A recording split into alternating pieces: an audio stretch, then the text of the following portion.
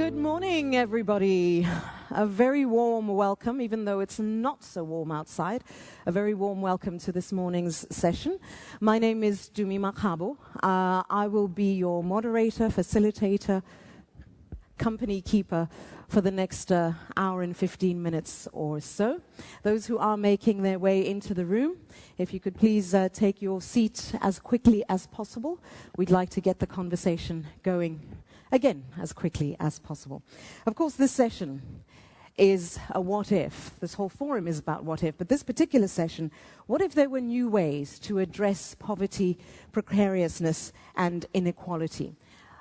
I think there are most of us, or any of us who in this room now, can safely say that that is the question on each and every person's lips at the moment. When you turn on the television, when you turn on the radio, when you open the newspaper, when you flick through your iPad pages, it's all there. The question is, how do we do things differently? How do we do things in a more sustainable fashion? Which calls into question the very models, of course, that we have been using thus far.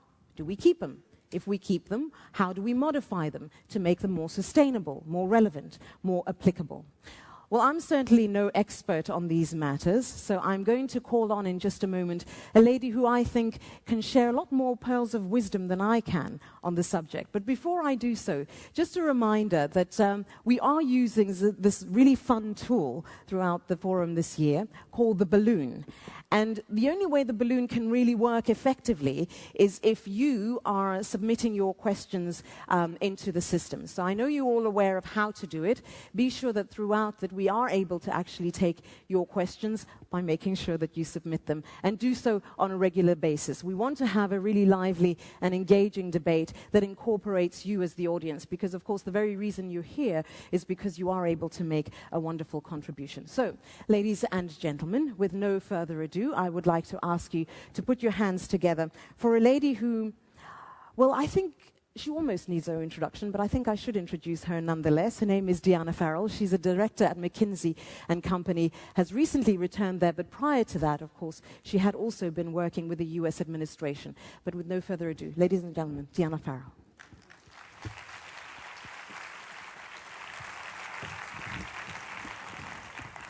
Thank you, Dumi, for that introduction, and thank you all for being here. Good morning. It is really a pleasure to be here with all of you, and I must say, last night as I walked around dinner and I looked at the room full of vibrant, exciting women, I thought this is a terrific forum to push ourselves to say, where could the world go from here? And so what I want to do to set the stage on this topic is pause for a moment and get us all thinking a little bit. So I'm going to ask for a video to be played very shortly, and then I'll return to my remarks.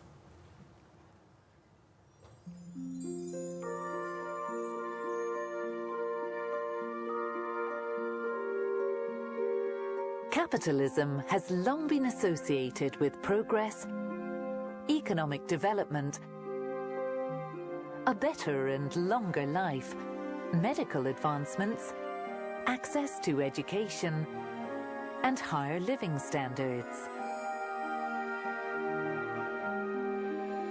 But the edifice is showing cracks.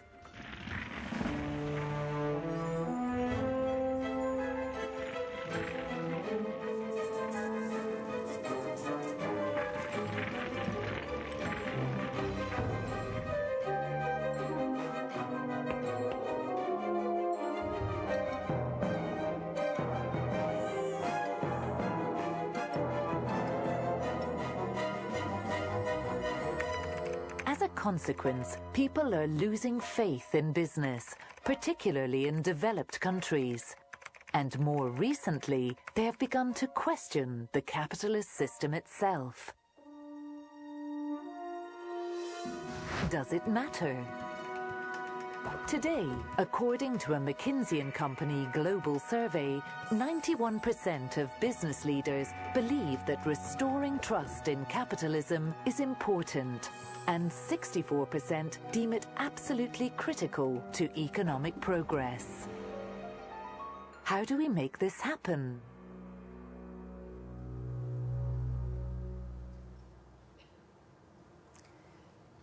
just want to remind those two last statements. 91% of business executives believe it is important that business reestablish trust.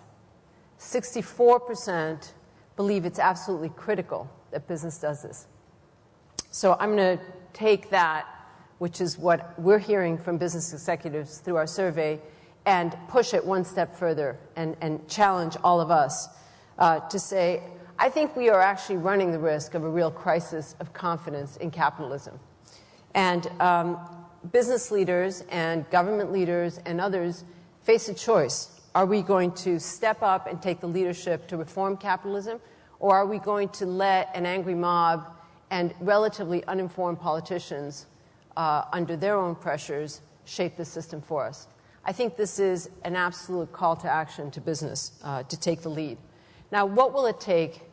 It's going to take many things, but I would argue that nothing short of a revamping of the social contract between business and society is what's going to be necessary. But that's got to begin by business leaders, many of us, understanding that our credibility, our license to operate, and ultimately the success of our businesses relies on recognition that a thriving society of multiple stakeholders who feel like the system is sustainable is essential, who feels like the system works, and not just for a few. That's at the heart of the challenge today. Now, there are many things business is going to have to do to accommodate this and to revamp the social contract, but an incontrovertible first step is to begin to think about capitalism not in the way it has evolved of late, in short-termism and very short-minded, narrow-minded interests, but a real shift towards a long-term view, a real shift towards a broad-based view that actually benefits society at large. Now, I'm going to highlight three things that, frankly, are not new.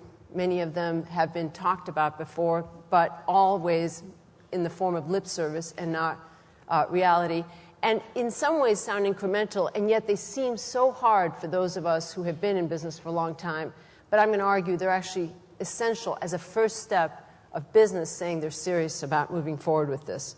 One, we must revamp incentives and structures to drive the organization to true long-term business building and not just profit seeking.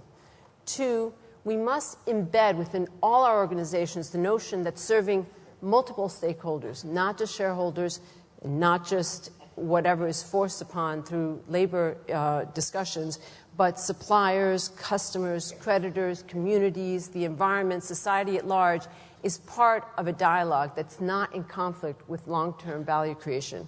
And three, we must strive towards a next-generational governance model. We must strive to have governance of people who act like real owners, which today we really do not have. So I'm going to touch on each of these fronts in step. The long-term view. When our McKinsey experts deconstruct the value of expectations that are embedded in share prices, they typically find that 70 to 90% of a company's value is cash flows expected at least 3 years out, and in many cases, as many as 5 years out. Now, obviously, some companies get this, and they make those decisions that ultimately enable the longer-term cash flows to dominate the picture.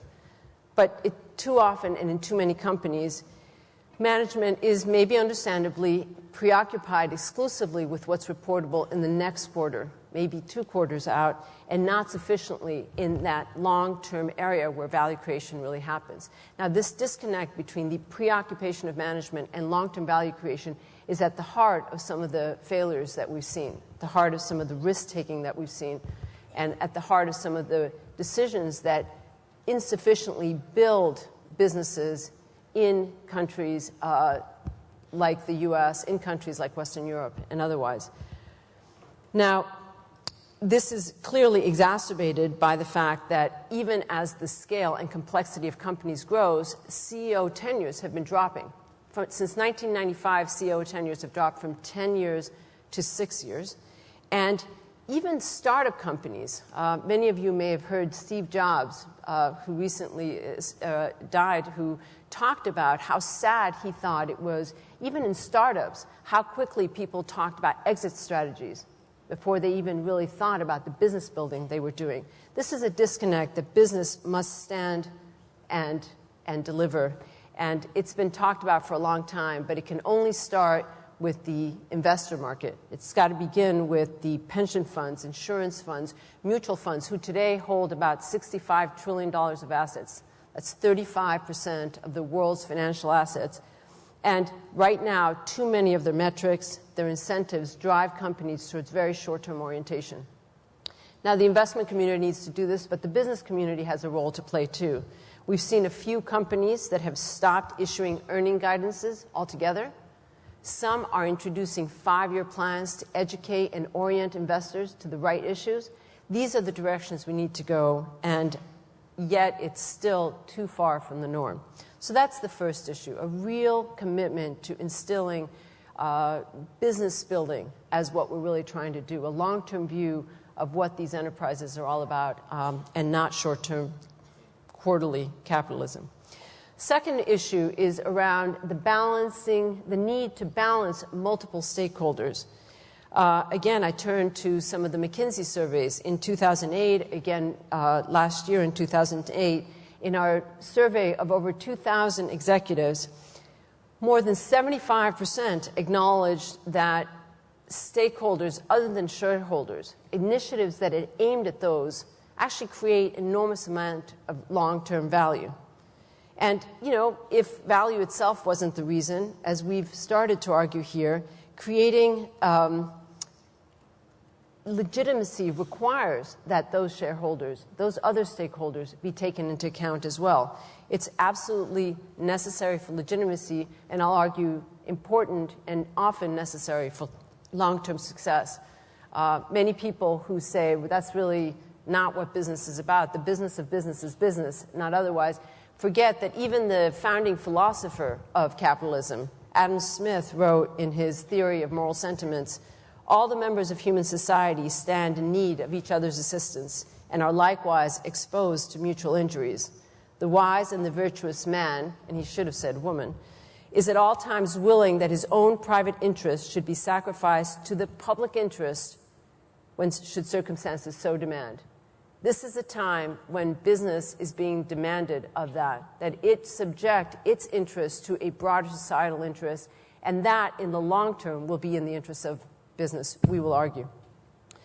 Now, you would say that this notion of multiple stakeholders has traditionally been cast as a management versus labor issue. I would argue that today, particularly with the development of social media and online communities, the aggressiveness and the increasing power that consumer advocates will have, environmental advocates will have, others will have, requires that their concerns be actively listened to. And this is not just in the form of corporate social responsibility. This is not just in the form of an initiative on the sideline or participation in a conference. This is a core discussion of the strategy and how it's responding to those issues. Now, we know that a majority of business executives believe this, and we know that legitimacy requires it, and yet too few people by these same surveys say they're actually doing enough of these initiatives or embedding this into the strategies of their businesses. This will not be easy. There are inherent forces against this, but I will argue absolutely necessary. But there's a third thing, and maybe as important for a group of people like you, women like you, who have reached positions of governing and managing as you have, which is that we really must shift the model of ownership, the model of governance, to a real ownership. Now, we all know that this evolution to publicly held companies, public shareholders, was a wonderful innovation. It brought on all kinds of positive things: greater access to larger pools of capital, ability to increase scope and scale, huge diversification opportunities, the very professionalization of management, which is what most of us, in effect, are. But it's clear that we may be hitting up against limits of that model as it stood. The inherent agency issues, that is, the separation between the owners who have real skin in the game and the decision makers who may not have enough skin in the game, and as we just said, are gone within 6 years at any rate, is getting too deep and too scastic, too much of a schism between these two. And we have, as a result, clear exposure to too much risk, clear insufficient thinking about long-term business building. This has to change. Now, what does this actually mean? And I'll sort of touch on at least a few elements of what I think that means and what we at McKinsey have thought this means, but I challenge you to push on this regard as well. Of course, we need more effective boards. If you look at non-executive board directors of a typical publicly held company, the board member spends, on average, 3 days a quarter on the business of the company. Usually, at least one, sometimes two of those days are spent traveling to and from what is ultimately a super orchestrated board meeting that shows the board member whatever the management wants them to see. Now, take, in contrast, private equity boards. The non-executive board members in private equity firms are spending, on average, 54 days a year in the companies they serve, and 70% of that time is informal discussions with managers, stakeholders, really getting a nuance of what's actually happening so that they can help those companies get to the next level, business build to the next level. That is a difference that is unacceptable. And so how do we change that? How do we, in effect, professionalize board governance more? How do we give board members the adequate tools to ask the right questions, to be sufficiently engaged in the business, and not just show up for a beautiful presentation and a dinner on that night? This is going to be very difficult for executives who like having boards that they can manage, boards that rubber stamp their approval. But given the failures of the governance system today, it's quite clear that we need evolution into more effective boards. Second element, this is a controversial topic, but compensation. We need more sensible pay in large publicly traded companies. Every public poll that you take will highlight the anger, the frustration among the average populace around the disconnect between the performance of companies and the compensation of the leaders of those companies. And in effect, a lot of that has been a heavy reliance on stock option-based compensation schemes that have allowed many executives to ride the surf of an industry growing or ride the surf of some broader trend growing. Very few schemes, compensation schemes, really have any downside associated with them for poor performance. So we need to create stronger links between performance and pay. Stock options may be part of it. They can't be so reliant on it. We need much longer times for executive evaluations. A year in the cycle of what is mostly a 3 to 5 year value creation game is not a basis for good compensation that matches performance. And of course, we need to figure out how there's real downside for executives, like there is for any other person who takes real risk and has rewards associated with that. There's a third element, too, and I think this is a topic of great interest to this crowd, which is we just need much better representation on the boards in general.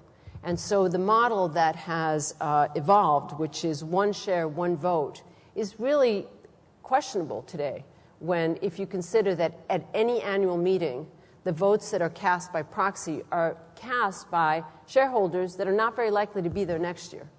So how do we move this model to a model that represents the people who have real stake in this company for some time? There's got to be a way to do that. How do we ensure that there are more women on boards who bring the perspectives that they bring to bear and a different lens on some of the stakeholder issues?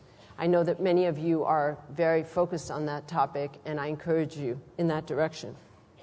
So let me just try to close off by saying, by putting a challenge to us at McKinsey and to all of you, whether you're in business or in government or otherwise, to recognize that while capitalism has not been loved by everyone for good reasons, and some bad, that capitalism has been an enormous force for good to drive prosperity for many people around the world, to help solve massive health problems, massive infrastructure problems, massive problems of humanity, and it should and can be harnessed to do that again.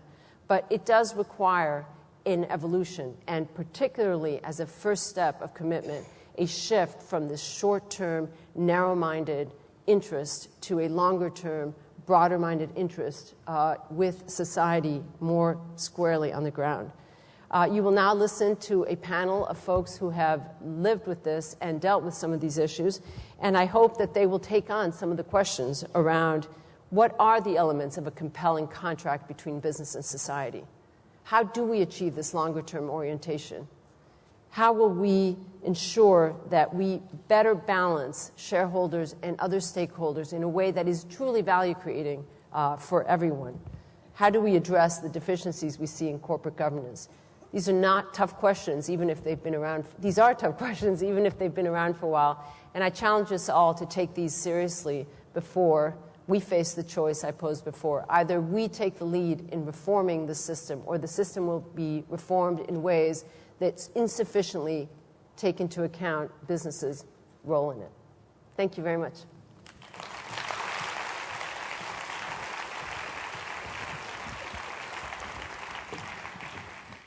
Deanna, thank you very much. Of course, Deanna is back at McKinsey, as I mentioned, and she'll actually be heading up their newly formed Center for Government. She also has been published. She edited an anthology series based on the McKinsey Global Institute's research, and is also the co-author of Market Unbound, a Wiley & Sons publication in 1996, both of which I think would be well worth you taking the time out to read. As you can hear, clearly very provocative, but no doubt asking questions that need to be asked. So I just wanted to a quick check with Jennifer. Are we able to gather the contents for the tag cloud? Will we be able to do that? Okay. That's great news.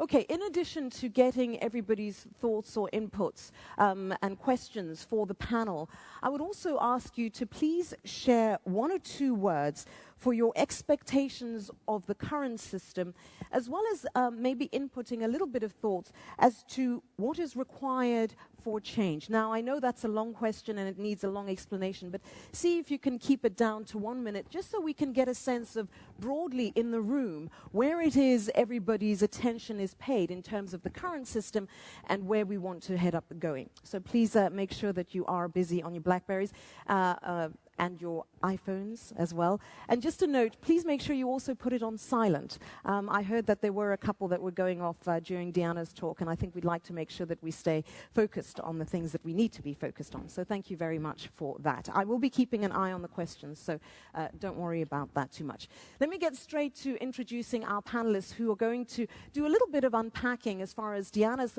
presentation is concerned, but also sharing some of their thoughts with us. I'm going to call those of them who are here with us onto the stage, but also we will be joined by 2 other panelists remotely, and I will be introducing them to you as well shortly. So first up, I'd like to call on Ingrid Johnson, who's the Managing Executive for Retail and Business Banking at Nedbank. She's based, of course, in Johannesburg in South Africa. Please take your seat.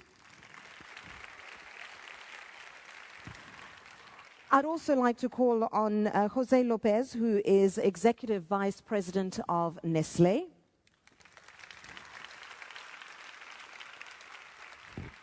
Thank you. And yes, another gentleman. I'd like to call on Christophe de Margerie, who is Chairman and CEO of Total.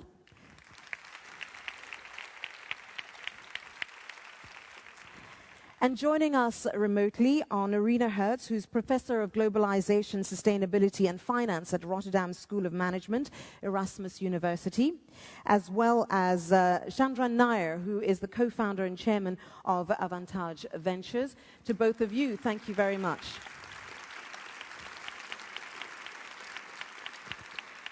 Okay, we have one, but not the other, so we're working on the other, and I'm sure she'll be joining us shortly. All right, so we're going to just ask our panelists so we can get as quickly as possible to your questions that you will be asking, just to give us their perspective or their view on this particular topic, and purely because you're closest to me and not because you're a woman. Ingrid, I'm going to start with you. Thank you very much, Tumi. It's really great to be here, and I think there's no doubt from a capitalism perspective, when capitalism is unchecked, and it's purely in the pursuit of profit, we've seen the disaster and havoc that it can cause. And yet it's the same consumers that we're actually serving through our businesses, which for me says to us as leaders, we need to not lose our moral compass. And what we've also got to recognize is while we encourage globalization, this is causing countries to go and look internally, which then makes resources more scarce. And where developed countries, which is where I'm from, in South Africa, developing countries, what you're now finding, you don't have the resources to attract your country to address some of the poverty and inequality issues. And so what we've certainly reflected on is that as a free market system, you do need something that works in combination with society, with government. And if I then look at South Africa, in fact, given our own history and where we've come from, we had deep injustices because of the apartheid era. Very deep socio-political issues, big economic issues. And so, if anything, there's a showcase of South Africa where we've sought to work with government and with society to create codes where first it was voluntary and then it was legislated, where across 7 different dimensions we are legislated to deliver, to be able to address some of the inequalities of the past. And that is across ownership, board representation, across your employee workforce at middle, senior management levels, making sure they're representative of the demographics of society. It's around the procurement value chain, your corporate social investment, access to finance. So it's very intense. And what is very powerful is how then companies have been able to work with the consumers and society we serve to address that. Sometimes government needs to actually step in, and there's no doubt if you look at the exuberance of some of the lending practices that were taking place globally, they were also prevalent in South Africa. And in 2007, the government introduced the National Credit Act, which ensured that we looked at the affordability of each individual consumer or small business before granting an incremental loan. And that ensured that we helped contribute to our consumers not being over-indebted and being able to afford their debt. I think likewise, if we look at some of what we've done from soundness of banks in South Africa, we're very proud that if you look at the Global Economic Report by the World Economic Forum on competitiveness, South Africa ranks number 2 on the soundness of banks globally after Canada. So what it shows is that even in a developing country, you can still achieve success. And then if I turn to Nedbank, the company I'm responsible for, again, what we began, we were in a turnaround in 2003, and we recognized that we needed to embrace all stakeholders and to restore the respect of our own employees in the first instance, and then the regulators, our clients. And so we have all our stakeholders in our vision. We're able to measure our culture. We're able to make sure that the way we transact our business actually uplifts the society that we serve. And so again, if you look at those legislated codes, those are measured annually. And Nedbank is the 3rd most transformed company in South Africa in terms of meeting all of those responsibilities and those dimensions. We've also a signatory to the Equator Principles. And I think what we've shown is that you can actually deliver return to shareholders in a way that uplifts society and in a way that builds an enduring company. And I look forward to the contribution and debate this morning. Thank you. I think there will be sufficient debate. Ingrid, thank you very much. Jose, please go ahead. Good morning. Thank you very much. Nestlé is mainly known to the public through its brands, its advertisement. Nestlé is also known, of course, through the products on the shelves, through media reports, through NGO opinions, blogs, and also to finance through its performance, its financial performance. So I thought today I should talk to you about maybe one of the well-kept secrets of our company, which is its operations. And I will do so because I'm responsible for that and because I believe it is in that area that Nestlé mostly demonstrates what we do when we speak about creating shared value. Let me give you just some numbers to illustrate what the operations of Nestlé are.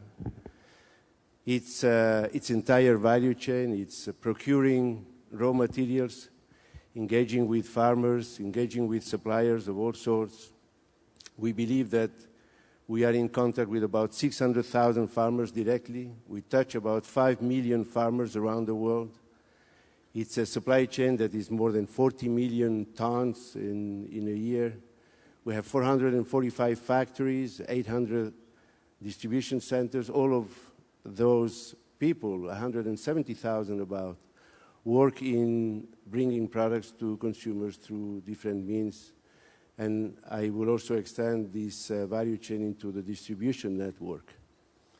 When we do that, we use, in Nestlé, we speak about creating shared value as a way to illustrate how we go about doing business. We have borrowed the terminology of creating shared value from Michael Porter. We decided to adopt it in 2007 and make it truly spread through a number of initiatives. And I want to say that for us, creating shared value starts with building blocks, the building block of compliance with our own regulations, of course, our standards and our guidelines, but more importantly, compliance with the societies in which we operate, their laws and regulations. Then there is a building block in this creating shared value that speaks about sustainability, because it is very important that when we run operations, we do so in full respect with the environment and understanding also how natural resources are being treated and depleted through industrialization and globalization. And then we have decided to focus on 3 key areas that for us are very important and also form part intrinsically of everything that we do. One of them is nutrition. We believe that we have the ability, participating in the food industry, to give better nutrition to people, and we need to find ways to achieve that. Another one is water. We are convinced also that water is probably today the most important and pressing environmental challenge that the planet actually faces. And the third area, and the area again that illustrates our presence around the world, is rural development.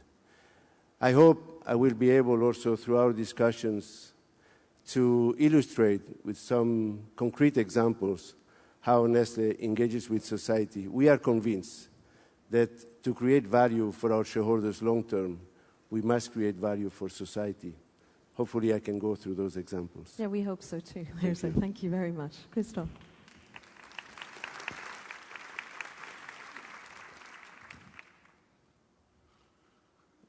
Well, first, good morning to everybody. I mean, I know Wales is places where we have our usual management meeting once a year, so it's a little bit different today. And I will not talk about the management of the company, at least unless you ask questions about it.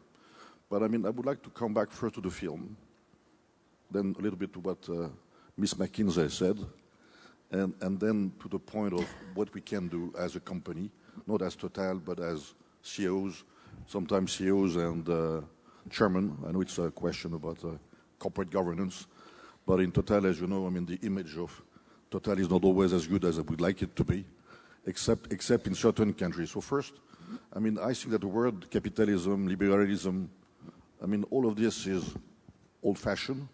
It doesn't mean that there is no serious debate behind it, but I don't think we can use only these words to face our responsibilities. I mean, saying that it proved that it's not working anymore, I think the reason why it's not working anymore is some part of the world is becoming mature, lacking of growth, and still not understanding on how to find new solutions for keeping growing, maybe in a different way. And we still have this big gap with emerging countries, which consider they know still how to grow, even if it's not capitalism, but we're confronted between 2 worlds which have to happen to learn together on how to live together. And to come back to our company, my company, I mean, we are in 150 countries in the world, in both mature and emerging and not yet emerging countries. So know what it means to share value. Because I mean, the sharing value is often considered as what are they doing with their profits? How much do they give to their shareholders? How much taxes do they pay in France? I mean, what's important is what we pay in France. At least, yes, it is for French people, but for the rest of the world is what we pay in the world. And how we do participate to this sharing of value. We are using today a new word in the company, which is not anymore sharing value, which doesn't mean we don't share value, but unlocking value. And unlocking doesn't mean only unlocking by there are much more to deliver in terms of profits and growth. There is much more to deliver in terms of what we can give to others. Because the first responsibility of an energy company is to deliver energy. When I'm asked, what is your first role? What is your real sustainability role? Is to deliver energy. Because if we stop delivering energy, everybody will say, what is Total doing? Now, I know that there is a big debate on how you have to do it. Is it clean, not clean? In France, we have a specific debate on the shale gas, which is very interesting, but it should be enlarged to the rest of the world. But it's my first responsibility. Every day, you need this. By the way, we could have a little bit less. And it will be not as warm as it is. But that's, again, just on the side. So, yes, our first responsibility as sharing value is to bring energy to those who don't have access to energy. And I'm still surprised by the figure. There is still 1.5 billion inhabitants. They don't even know what's electricity. And so, when we talk on dividends and everything, I think we should say, what do we do for those people? And that's what I call the new system, is to think as a global world. It's not to be nice, it's not just words. It's again, we will not go through it with words like capitalism and how much we spend or not spend. It's what can we do to have everybody in the same boat, sharing the same values. Maybe I'm dreaming a little bit, but dreaming of for a better world with energy. And we talk about food, we talk about banks. There are too many things said in a way which is not to try to make things better, but to try to say banks are not good. Food, it can be done in a different way, and definitely Total and energy is unclean. Let's find a solution where energy is clean, food is necessary, and we still need banks. Okay, Christophe, we're going to come back to your dreams in just a moment. I'd like to go to our two guests who are joining us remotely. Narina, if I could come to you first, please. Hi, Jimmy, and it's a real pleasure to be being beamed in from London. I'd like to maybe broaden the debate a bit at this point and think about what kind of capitalism have we just emerged out of. And I would argue that we have come out of a very particular era of capitalism, what I call the Gucci capitalist era, an era in which it was really believed that markets could be left to self-regulate, that governments should just laissez-faire, and as for what was valued, well, what was valued wasn't the environment, wasn't the air we breathe, wasn't the quality of our lives, but what was valued was the latest pair of Nike sneakers or the latest Gucci handbag. And what we see is that the problems that my fellow panelists have talked about, is what came out of that system. A world that is more unequal now in the United States and the United Kingdom than at any time since World War II. A world in which in England, in my country, 1 in 9 children are living in severe poverty. A world in which bankers took home 100 times the wages of average workers in their own countries. A world of exclusion, a world of extremes.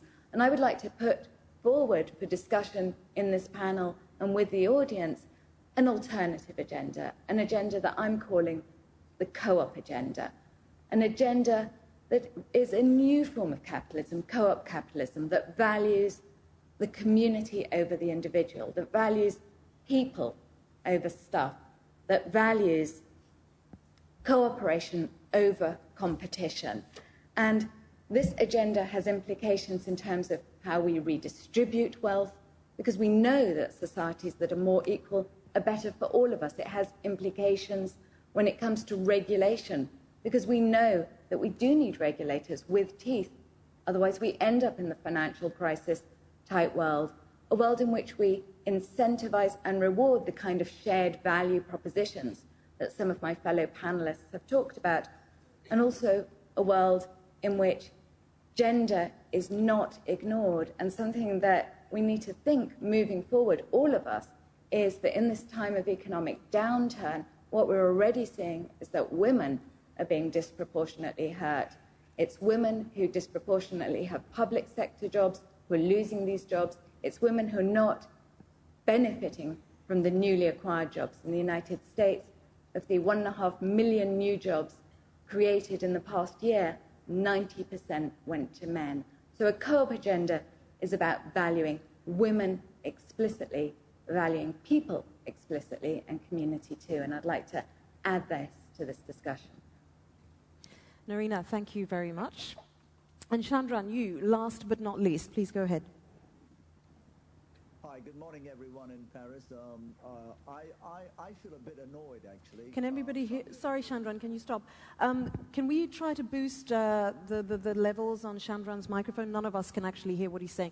Chandran, please try again. Can you hear me?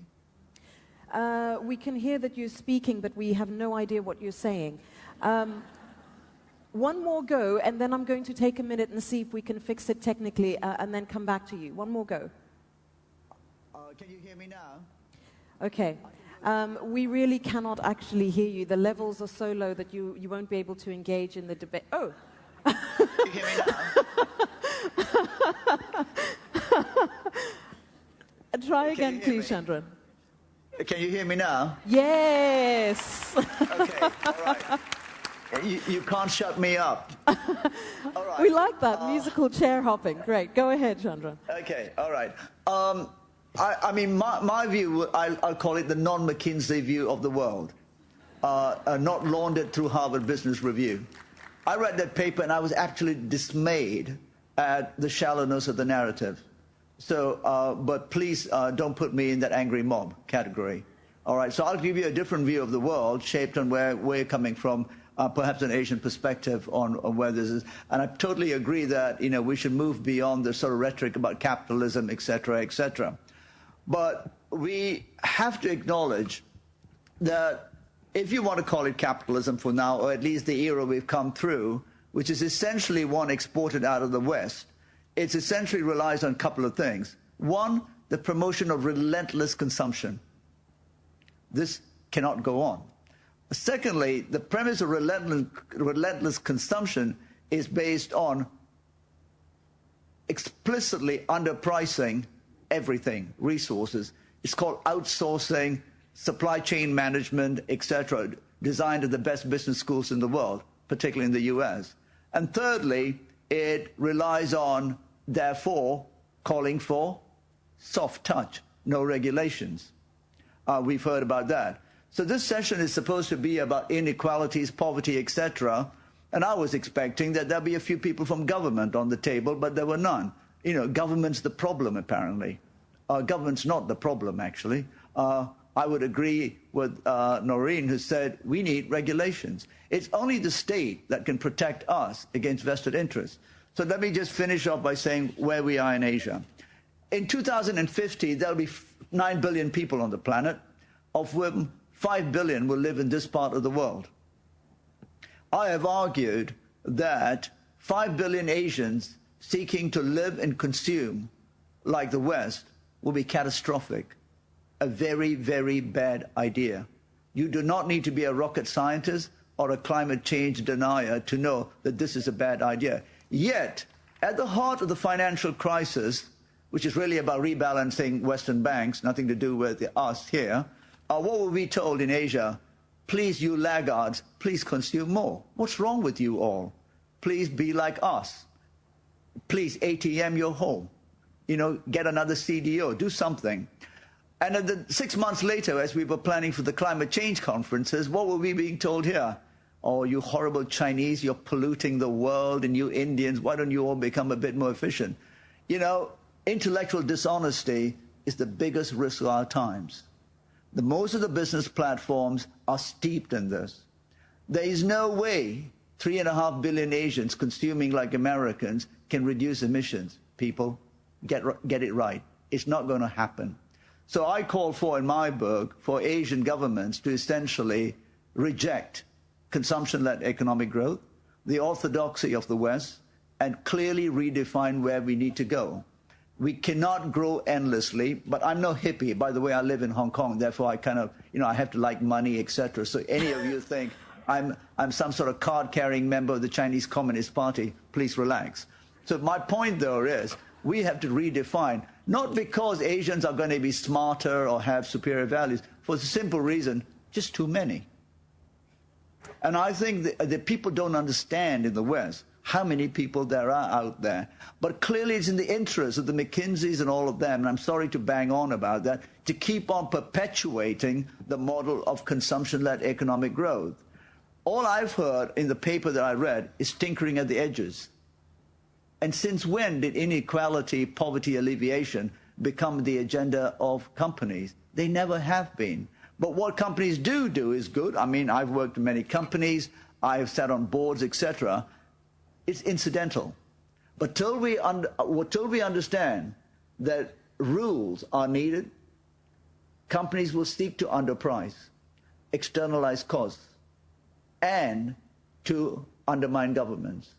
And that's why we need, and I call for in this part of the world, for the strong state, not necessarily a big state, but a strong state. It's only the state that can protect us against the vested interests of strong economic entities. They need to be fair, they need to be transparent, etc. And I'll finish off by saying that I believe we are at the end of not 30 years of overextension, which I've commonly hear when I'm in Europe and in the US. People think that the world is about finance. Actually, it doesn't affect 90% of the world's population. You might want to take 30 and multiply it by 10. 300 years of essentially exploitative growth. And it started by slavery, which was the externalization of true cost, human labor for economic gain. Then we had the colonies. And when the colonies became not so cool, then we had the globalization.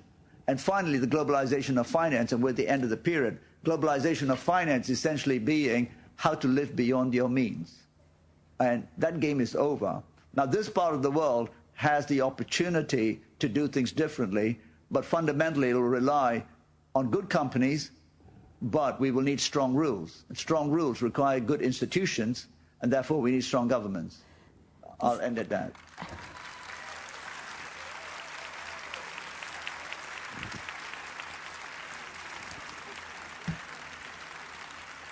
All right.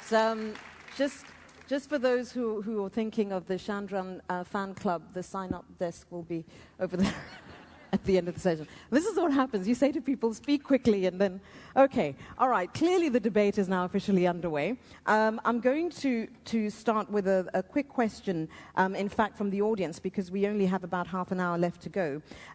Looking at hybrid business models, clearly the underlying issue here is how do we change the system that's working? Without going into too long a debate about what each of these means, there needs to be some kind of accountability, number one, and some kind of incorporation of different voices. This particular question was saying, what about hybrid business models built jointly by corporations and social entrepreneurs? That could be an evolution of capitalism. And I'd like to add a perspective to that, and perhaps I could come to you to address it first, Christoph, is to say, how do we then take a little bit of a leaf out of the suggestions that have been made and say, why is it so difficult to say we need to just look at the remodel completely, rather than saying tweak this and tweak that around the edges? Christoph, you first, please. Well, I mean, I like your last, not presentation, but words. But I mean, at the same time, we are responsible of companies. And I'd like to be doing things in a very different way and think, you know, the world has to change. But I mean, first, and it's very important, it's nothing to do with McKinsey or whatever. We are responsible of more than 100,000 people and in 150 countries and living in those countries in a different way. I mean, we are in China too, we are in Asia, we're in Indonesia. We are much bigger in those countries than in France. So, I mean, I spend much of my time in Asia and I know what they think, and I deeply agree with you. They understand that they have to change of a system. But where I find it difficult is this antagony and controversy between something we want and something we don't want, and then ask. And I will take easy examples. We take about, I mean, okay, in corporate governance, you need to go to tender. Tender means getting the lower price, lower cost. If you don't do it, you are not a good company. You can be sent to jail for not going to tender. And tender is considered as better than ever. I disagree. I think we have to find new solutions. Another example, talking about China. I mean, China, we said democracy. Okay. And he said, this gentleman, we don't know, but I'd like to talk to him a little bit more. So, I mean, I will share with him a few of my problems in China. Okay, in China, yes, a strong government. Is it a democracy? Okay, do we go to the Olympic Games? I mean, that's my life every day as a person in charge of a big company. Because we have an image, which is good or bad. In China, it's good. But, I mean, it doesn't matter in terms of, is it good because, I mean, we like the politicians? No, it's exactly what you've said. If we, for instance, because that's linked with energy, if, for instance, all the Chinese who want to go on the seaside will go, what happened? Undoable. So they are forced to stay. Is it acceptable? No. Why? It's not a democracy. So I'm just raising on purpose this, because that's the everyday challenge of a CEO and of a company. Every day we are faced with, that's what we want, but at the same time, that's what we want. But Christophe, I mean, let's also recognize, I realize I'm interrupting you, but I'm not complaining. A lot of companies, I'm not complaining a lot at all. of companies will say, well, you know, we still have to do business, we still have to deliver, which is granted. But similarly, and at the same time, there's a recognition that somebody has to stop, but nobody's willing to be the first person to stop. We changed totally our system. I mean, if you would see Total 10 years ago and now, it's not the same company. We don't behave the same way. We have different ways of developing our social responsibility. In all African countries, it's known, and we are known for this. But I mean, again, I insist, because that's much more important than just to say words. On a daily basis, we have to be very careful on, we want something and the opposite. And I find there is more and more antagonism for nothing, because most of the time we share the same values. But again, you cannot ask can I respond? Sorry? Yeah, but I'd like you've got to make to sure that you do it quick, because we've got to get more comments in. So please do it. Well, I will stop on this. Instance, people, okay. I mean, I think in the China instance, people say, well, you know, is it a democracy or not a democracy? That's, again, imposing, a whole political view on a nation of 1.2 billion people. The Chinese will decide what their system looks like. And frankly, if companies think that the Chinese is some fascist dictatorship, don't do business with them. But that's not what I've said. I think this is a very important thing to sort of decide. I mean, the Indian system, the Chinese system. Okay, we're not going to have the Christophe and Chandran debate. No, because it's important. I am saying this every day in France. Exactly what you said. But I mean, it's not accepted. Yeah, but the question it's not accepted to say, you cannot do this, etc. You take the example of Total in Burma, I'm raising on purpose. Difficult things. Okay, should we stay or not stay? Now it's improving. People are saying, okay, now it's good you stay. Why? Because, I mean, we are doing things which we have not changed doing. And that's long term. Because, I mean, you cannot, in a lot of businesses, you just cannot do it for 2 years. In our industry, it's 50 years. It's 20 years minimum. So what we're doing today is for 10 years' time. So I cannot just understand what you want today, but what you will need tomorrow. Long-term planning, certainly that is something that I hope we'll have time to get to. Thank you, Christophe. You know, Chandran raises the point, and I think a lot of people in this room keep asking this question, not just here, but broadly speaking out there.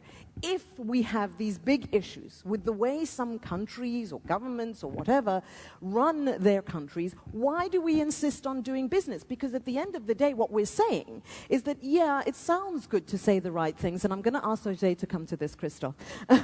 It's all right for us to sort of say all of these things, but at the end of the day, what's important is how much money we're going to make. Yes, let me also react maybe to Chandra's point, and I want to agree on one thing that I believe is becoming obvious today. The crisis we are going through is not a financial crisis, it's a leadership crisis. It is true that leaders are not today representing the interest of society, and the reason for that is, of course, very complex, and it is different in different parts of the world. I've actually worked many years of my time in Nestle in Asia, and I have to say that these notions of political systems and so on have been debated for many, many years. I think we also have to be practical, and in there I would join Christophe somehow. Yes, we have a business, yes, we have a job to do, and I think what we are talking about is not whether this is good or bad or whether businesses should exist or not, but how we are going to do business, going forward. Because it is also clear that where we are all going, and I'm also very sensitive about the notion of natural capital, it is impossible to continue to do business like this and think that the planet will continue to give so that we can continue to have this so much fun. So how we do business is what we are talking about. The question was about hybrid business model. That's exactly what I think is happening somehow inadvertently. In other words, companies cannot operate anymore in isolation. We have to engage. I spoke about creating shared value, which, by the way, is fundamentally different with sharing created value. It's not first making money and then deciding who is going to get part of it. It's actually developing value simultaneously. I want also to bring here a notion that maybe could resonate to Chandra, which is this view that there is a big difference between wealth and value. And society doesn't want to actually understand that. Just quoting since Chandra is there, Mahatma Gandhi, who says that wealth without work is a social sin. And that's what I think Christoph and I would also say. We are actually working. We are going every day about our business. We are every day bringing people into a value chain, giving them an opportunity to prosper, to grow, to improve, to train, and so on and so forth. Having factories, we are now investing quite heavily in Africa. We have 6 new projects going on. We believe in Africa. We think that the way to get Africa going is by investing in factories and then developing farmers and bringing food to people through distribution chains and bringing apprentices in our factories and so on and so forth. So it's a long-term thing. You don't invest in Africa to make money in 2 years. This is in 10 years, in 15 years that we will see this development. So the fact that we are in business, yes, we are. It's not about whether we are or not. It's about how we are in business. All right, Jose. All right, I'm looking here because there are some interesting questions that are coming from the floor, one in particular, and I'm going to go to that one next. It's not about, did I do that right? There we go. It's not about how to do business, it's about why to be in business. What is the purpose your business is serving? And I think that's a very interesting question, and perhaps, Ingrid, how did you know I was coming to you? I'd like you to address that one, and then I'd like to go to Nerina, because I think she's going to have some interesting perspectives to share with us. So please go ahead. Tumi, thank you. That question resonates deeply with me as a leader, as an individual, and a member of society, because fundamentally companies begin with the purpose of why are we here and what value are we adding, and how do we do it in a sustainable way. And I've seen with what we do every day, I mean, in my role, I'm touching 20,000 of our own personal employees. You know, you're touching easily 80 to 100,000 people in their immediate family, 5 million clients in 4-member household. I mean, that could be easily 20 million people. So in financial services in particular, you do have influence of many. And what resonates for me, particularly in the context of how do we uplift people out of poverty, education is a big uplifter. In South Africa, we have a tremendous challenge. We have 26% unemployment. In the youth, we have over 60% unemployment. And yet, education is a liberator. And so what we can do, for example, in financial services, when you go to the essence of why we're there, we can actually be the difference for somebody to be able to get a loan, to be able to study and uplift themselves. And that is the context where I think as leaders, we've got to have a strong moral compass to be able to embrace, as Diana said, the force for good, while we actually contribute to all stakeholders and give a return to shareholders. And of course, we don't have anybody from government on this panel, so this question is a little bit sort of weighted, but I'm going to ask it nonetheless. Governments are living beyond their means. How can they tell corporations what to do? So somebody was talking a little bit earlier about looking at regulation and somehow having requirements in terms of how we are dispersing funds and how we're taking care of the social elements. But similarly, we're sitting in a crisis where, you know, in a situation where, certainly in Africa, it's almost impossible to get governments to behave. Certainly in ours, corruption is a huge problem. Nerina, if I can come to you on that point, and try to take us in the direction of understanding how attainable it is. on the one hand, there are all these requirements from government and corporations, but also social requirements, and whether there is actually a meeting of the two or the three, somewhere in the middle. Yes, I mean, a big question. And over the past decade or so, when I've been studying really this nexus where government and business and society meet, what I've seen is incredible changes. I mean, the companies who are sitting here today, I'm sure you would all acknowledge, are in a very different space and thinking about these issues very differently to perhaps at least 15 years ago, if not a decade ago. And I think what happened is that as corporations became more powerful, more visible, the public, understandably, started asking more questions about what they were doing. They saw that of the 100 biggest economies in the world, a third had become corporations. They saw that companies were in all different countries, and they started asking much more questions. At the same time, business leaders, and I call a whole new group of them legacy leaders, business leaders who seem to want to leave a legacy beyond just making profits, realize that the challenges that the world now is facing are so extreme that governments will not be able to tackle them on their own. And companies do have an advantage. They're operating globally. Governments, and we know that our global governmental system is not working very well.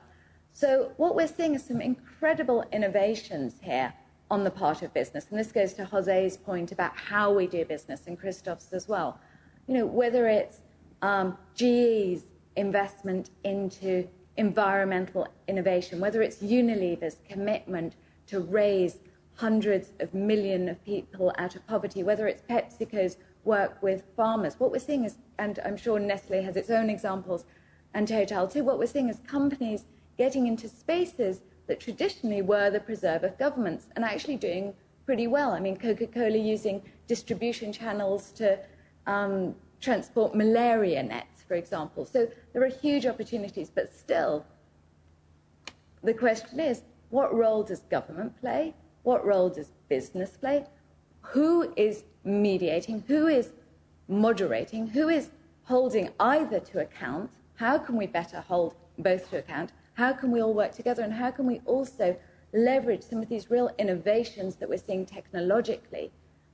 Crowdsourcing, collaborative innovation, Wikipedia in Africa, Ushahidi, incredible platform which is being used now globally to help survivors of earthquakes or now even refugees find each other through people just literally logging in themselves their details on their mobile phones. We're in a time of real innovation where I do believe that collectively and collaboratively we can see a way forward. But there are some obviously huge challenges about what is measured in companies, what kind of, the constraints you are under. I advise several leading multinationals, and I know all too well the constraints that they are under. On the one hand, there are all these amazing things they may want to do, but they know that the share price is being looked at on a minute-by-minute basis. How do we reconcile some of these differences? And there is a role for government here in order to move in the same direction, a direction which is fair for all of us. Thank you very much, Narina. Another question from the floor, which I think really takes us, again, in the direction that we want to go. Many of us are powerful. What are we going to change in our companies to make a difference? Now, Chandran, I'm going to come to you at the end of this, but I'd like to hear specifically from... Please do.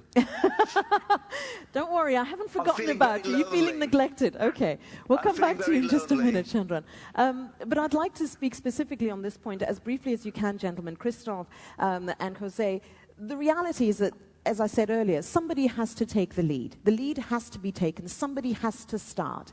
And we've been having this dialogue for the past couple of years, recognizing that change needs to happen. And yet there seems this reticence and this reluctance for people to be the ones to either take the first step or do something completely innovative in terms of how they run. Now, granted, your businesses have been in existence for a long time and there are a lot of systems and so on in place. That doesn't mean, however, that things cannot change. So what are the changes that we can see leadership, particularly in business, making in this regard? And perhaps, Jose, if I could come to you first and then you, Christoph. I think one of the changes that is imposed on us has to do with transparency, and even for us involving the supply chain with traceability. It is clear that today you are much more visible than we have ever been, which for us has always felt like good news. We always felt that we were engaged in doing the right thing. And it's true that we have been many years in business around the world. In Malaysia, where I operated for 4 years, we've been now more than 90 years. We've always gone about doing our business in perfect regard to the societies. Chandra was talking about delocalization. We are in a business ourselves, in an industry that does not use delocalization because food is very local and you have to actually do food for the taste and the preference of the people where you operate. We have therefore added this notion of transparency. Today we are committed to give much more information. We have engaged also behind the raw materials that we require, some of the commodities. We work with commodities that are actually grown by smallholders, and these are people that have properties less than 2 hectares or sometimes 2 or 3 cows, really, that bring the milk to our factories. And we want to show the world how we go about engaging with them every day, helping them develop their business, assisting them with, in some cases, microcredit, but more importantly, with technical assistance, with education, and so on and so forth. We also, as I mentioned earlier, of course, want to demonstrate our performance in areas like environmental protection and so on and so forth. So that area, to me, is an important one. And it has to do with new technologies, with the fact that you cannot hide. You know, what happened in Vegas stays in the internet, as we say today. So that area is, to me, an area to look for opportunities to open a new phase of businesses to society. Christoph? It's a subject on which we can spend hours, so I will just take 2 main examples. I don't know if it's minutes, but examples. First, I mean, why I'm here today is not because I promised many times to come to the Women Forum, but I think that, and that was the time, but because, I mean, I think CEOs have to be more part of all those debates. They cannot just hide themselves behind their shareholders, behind whatever. They have to participate, with the risk it is to be confronted with people who don't like always what you say. So I said the first responsibility is to talk, and especially when you're in charge of a big energy company. And I was being a little bit provocative, but not so much with energy. I mean, even water cannot be produced without energy. Because, I mean, of course we have river and everything, but you have, I was looking at Libya and they was trying to get water out of the ground. I said, okay, we don't have energy anymore. So, I mean, when you're in charge of energy, you cannot be out of the debate. And when you have to say something, say it. And then, I'm sorry for saying this, then the politicians, stakeholders will decide. But at least you have done your job, which is you cannot just say, do this and it will come out of the ground. You cannot just say it will be done without emissions. You cannot say it will be only clean. You have to say what it is, what we can do to be better, but not to say lies, to please people. That's over and over. And yesterday I was not there. I will not mention who, but I mean, I've heard one of my dear friends in France is, you know, in charge of a big car company. And he said, you know, energy, you just decide, you go from this place to this place. My God, we have, I don't know how many people working in very difficult countries, in Yemen, elsewhere, just for what? Bringing energy to you. Bring energy to not only in Europe, in the Western world, but in Asia. And that's very important. So that's my first reason of seeing sustainability and governance. Second, and I'll make it shorter, second is we have now in our development plans, when we go for a big project in the energy business, it's now 20 billion, 30 billion, $40 billion for one project, sometimes small. For doing this, what are we doing? We take into account all which is sustainability, corporate governance, which means our relationship, not only with the people who are working next to our installations, but the country in which we are working. And it's another problem, because some countries consider that we are going too far and too much, I would say, taking their role. And if we don't do it, nobody will do it. So that's the second thing we are doing in Total. We take our responsibilities, Yes, we will have to find people telling us you're doing too much. When we don't do it, we don't do enough. But that's my responsibility to challenge this and to say we try to do things far better than before. We'll continue to improve everything because we cannot, for instance, give just an easy example. We are in Indonesia. Indonesia, we are the first exporter of gas. Well, I mean, I have to force my people for a period of time to tell them we have to build a power plant where we are living. Because, I mean, they cannot be short of electricity just next to those huge exporting facilities. Second, before exporting, deliver gas to the domestic market. It will be not as good in terms of return, but it's a necessity. That's the new way of behaving, and it will be improved day after day. But it's true, we will be, sooner or later, confronted with politicians and confronted with stakeholders. We say, be careful, you're going too far. We will not, we will continue until we are stopped. That's what I was about to say. I hope that you're going to say thank you very much for the phone call. We'll speak again in 2 years' time. Thanks for that comment, Christophe. Chandran, if I could come to you. I think we're still hearing this issue around at which point do we begin to see the process of effecting change. We've heard from Jose and from Christophe a moment ago. But there's still this question of governance. So you mentioned it again just now, Christophe. And an insistence on doing business or only engaging in a space where we have greater comfort around good governance. Chandran.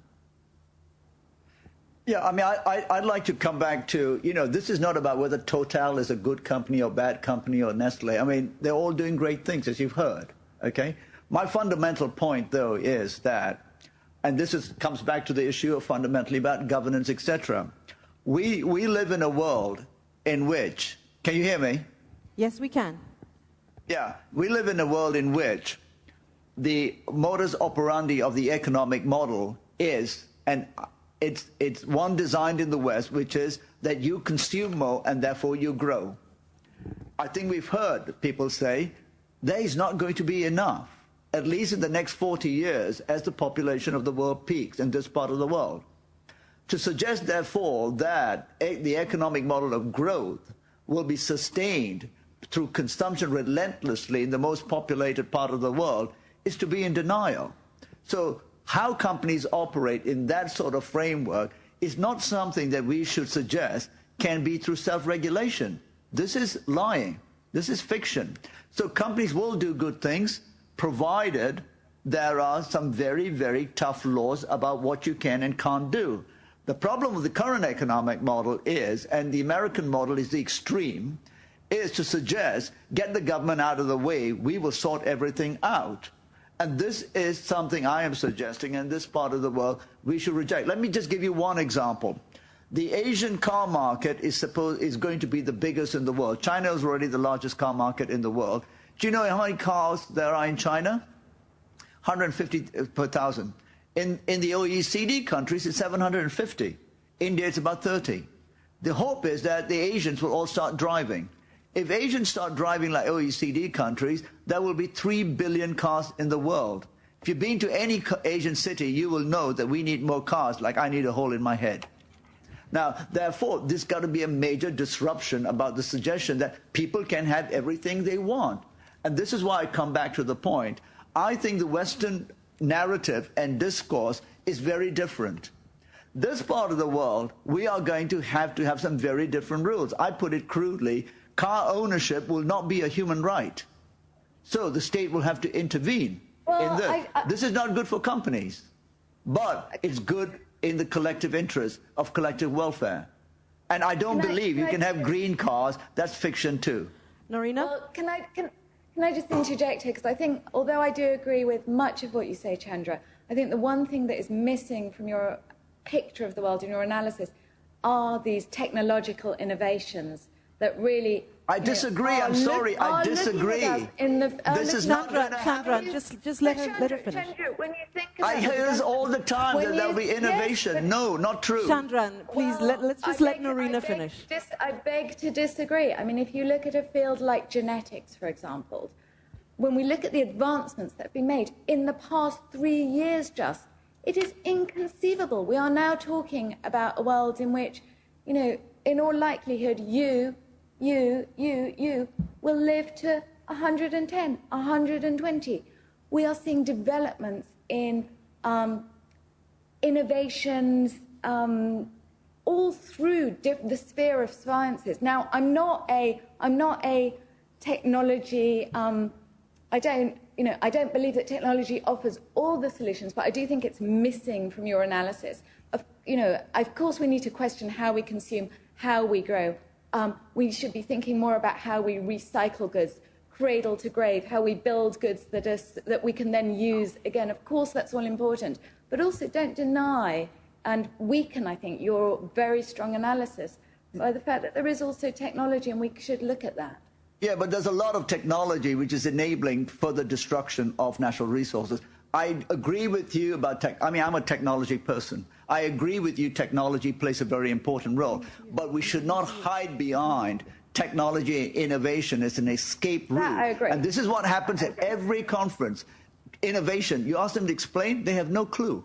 So I'm just giving you examples about resources, other areas, healthcare, etc., huge amount. But I'll use my car as example. I'll give you one more and then I'll shut up. If 500 million Chinese in the next 20 years become richer, which we all want them to do, what do first? They eat up the food chain. What do they eat? They start eating fish. The oceans will be empty, my friends. No technology is going to fix that apart from tough rules. But who is to say to the Chinese they can't? Only if we start to restrict it. And what do we have instead is some genius in Silicon Valley saying, bioengineering will make tunas in Petri dishes. This ain't going to happen. Similarly with green cars, we are not going to have that amount. Germany is the most advanced automotive country in Europe. 40 million cars. How many green cars? Anyone want to guess? Less than 5,000. No, but the price...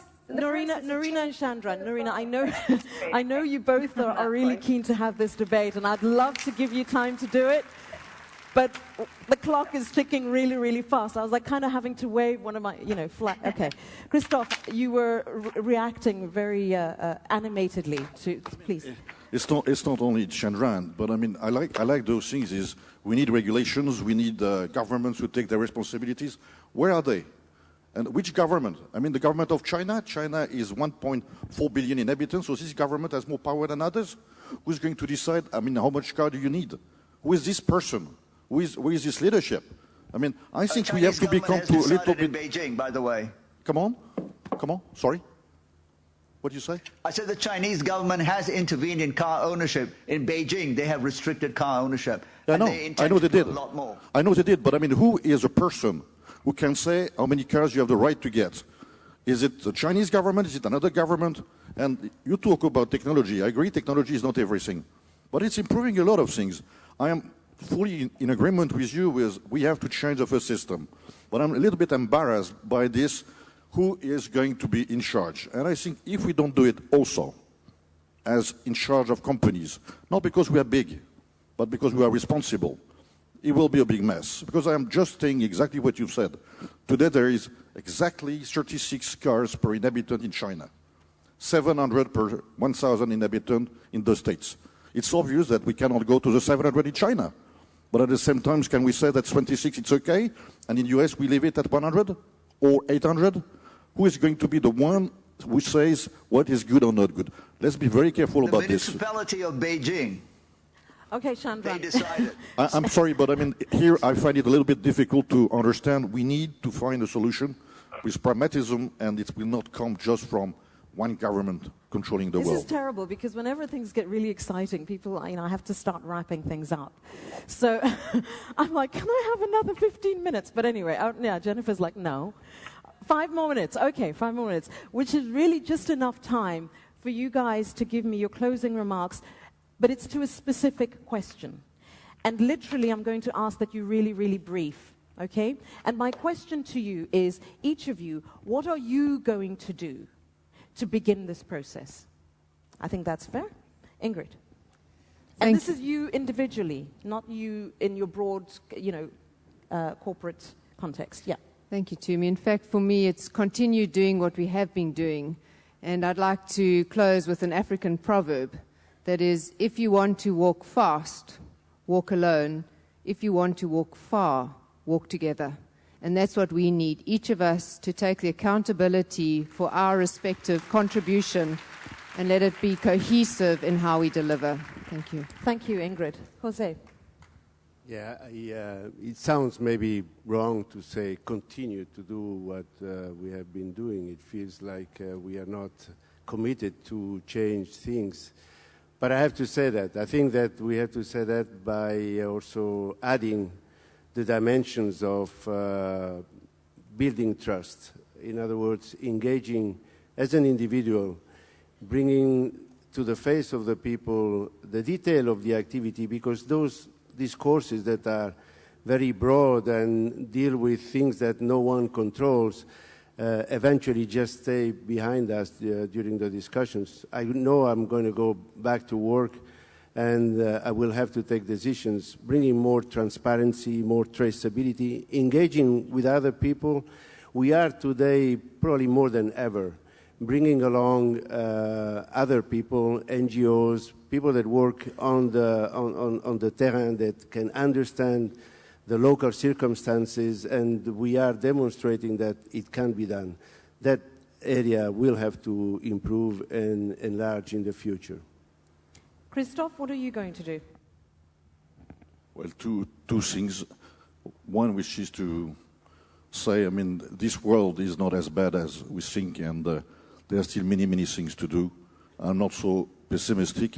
I know it's easy to say because I'm a rich person, I'm privileged, I am running a big company and making a lot of money. But that's not because of this, because I truly believe, thanks to energy, this world is not dying at all. I mean, a lot of people left on the side, I know all the questions, all the things which are raised by what I'm saying, but still I cannot consider that we are turning to something which is a disaster, even if we have to change. The second thing is how to change it, at least with one thing. Let's stop to be contradictory with ourselves, because we are too many times saying things and the opposite, and that's not workable. And if we don't change this, there will be no leadership, because that's a strong message for our leaders. They say something and the opposite in one day time. We cannot do this, especially with long-term view. If we can be successful with this, it'll be not too bad. Don't worry, we'll be watching. Thank you. Norina. I think history is not an army on a forward march. Sometimes it takes just one person to change its course. Sometimes it takes the voices of many. Sometimes it may take thousands. But what all of these really have in common is that they begin in the imagination. They begin in hope. But hope cannot be seen as a lottery ticket that we just sit on the sofa and clutch. Hope is a call for action, for all of us to take responsibility for the kind of world in which we want to live, in the knowledge that if we do, together, we can create a better future in which the gains are not hoarded and the spoils are shared, that if we can, together, we can change the course of history. Thanks, Norina. Chandran. And you only have a minute, Chandran. Okay, I know everyone wants to shut me up. My view is, I'm an optimist. I think every time you say these things, you're seen as a negative, someone being a negative. My objective is just one thing, to speak out, speak clearly with evidence, create a new narrative. I think we are locked in a very old narrative, and especially in this part of the world, get business leaders and political leaders to understand that the narrative that we have embraced over the last 40, 50 years post-colonization from the West needs to be adjusted to the new realities in this part. And that means taking the best of both worlds, but not to be intellectually subservient to what I call old school ideas, and which are not relevant in the 21st century. We don't think you suffer from that, Chandran. Thank you very much. Thank you.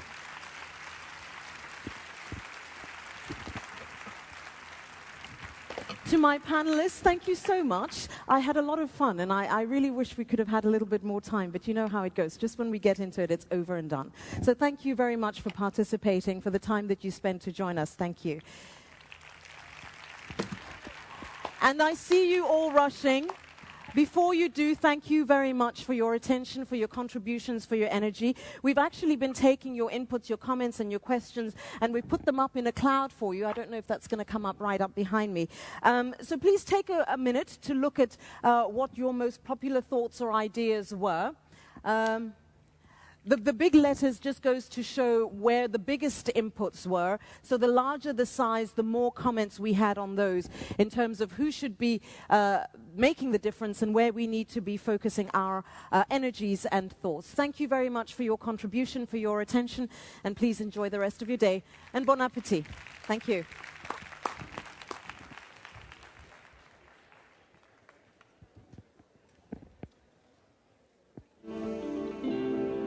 I look forward to reading your book.